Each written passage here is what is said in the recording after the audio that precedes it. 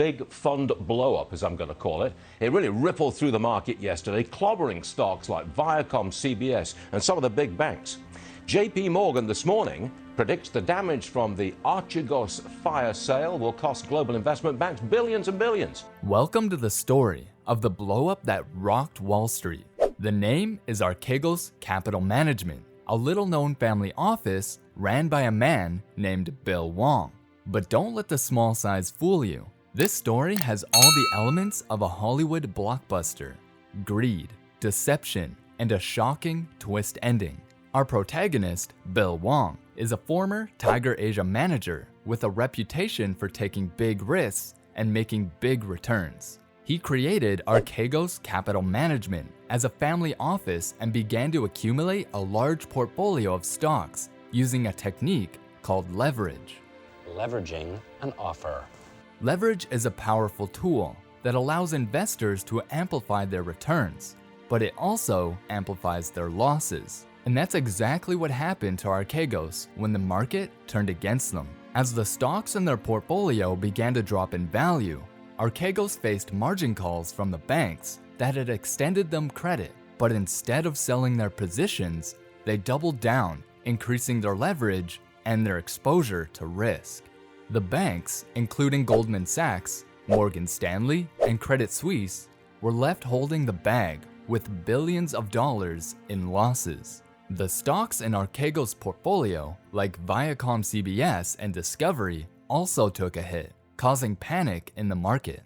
Bill Hwang is a man who rose to the top of Wall Street only to fall hard.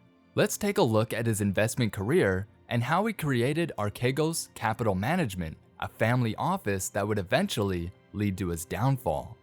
Bill Hwang was a former Tiger Asia manager, known for his aggressive investment style and big returns. He was considered a prodigy in the hedge fund world, and his reputation preceded him.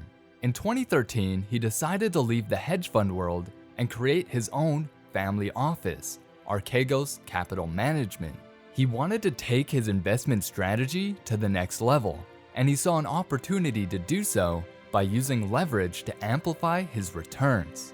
Leverage is a powerful tool that allows investors to amplify their returns, but it also amplifies their losses.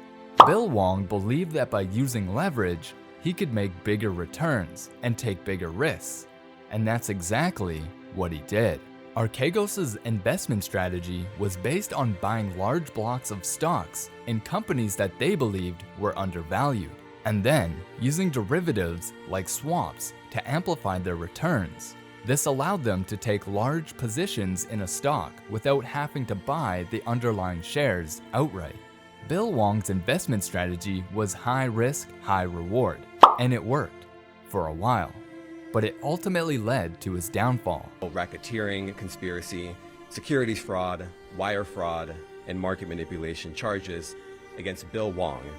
Stay tuned as we take a closer look at the events that led to the Archegos Capital Management blow-up.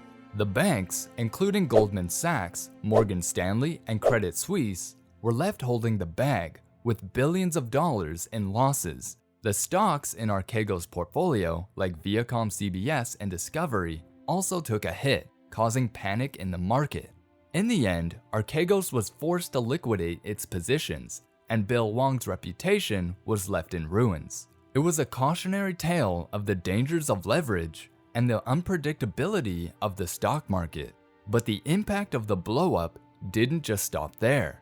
The ripple effects were felt throughout the industry and beyond. The stocks of the companies that were heavily invested by Archegos, like Viacom, CBS, Discovery, and Baidu, saw a significant drop in their value. This caused a loss of trust in the market, and investors got cautious about investing in similar companies.